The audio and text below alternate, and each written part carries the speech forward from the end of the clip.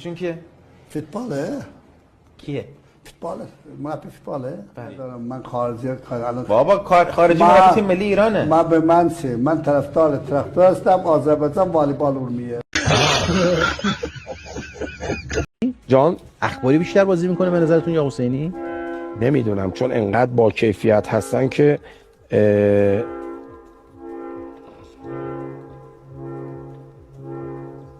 آقا باتریتون تموم شد؟ نه داشتم یه تقلب نگاه میکردم.